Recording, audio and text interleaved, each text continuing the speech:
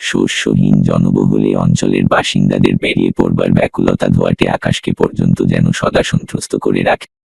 ঘরে কিচ্ছু নেই, ভাগাভাগি, লুটালুটি, আর স্থানবিশেষে খুনাখুনি করে সর্বপ্রচেষ্টার শেষ।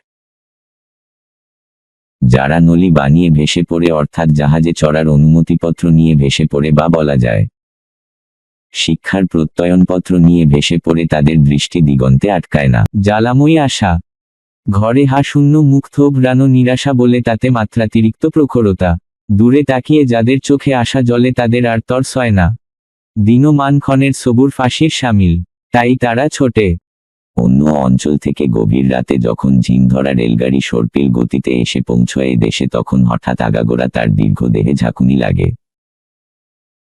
ঝনঝন করে ওঠে লালকর। রাতের অন্ধকারে লণ্ঠন জ্বালানো ঘুমন্ত কত স্টেশন পেরিয়ে এসে এইখানে নিদ্রাচ্ছন্ন ট্রেনটির সমস্ত চেতনা জেগে সজারুকাটা হয়ে ওঠে। তাছাড়া এদের বহির্মুখ উন্মত্ততা আগুনের হলকার মতো পুড়িয়ে দেয় দেহ। রেলগাড়ির খুপড়িগুলো থেকে আচমকা জেগে ওঠা যাত্রীরা কেউ বা ভয় পেয়ে, কেউ বা অপরিসীম কৌতূহলে মুখ বাড়ায়।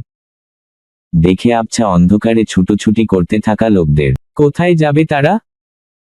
কিসের এত উন্মত্ততা, কিসের এত অধীরতা?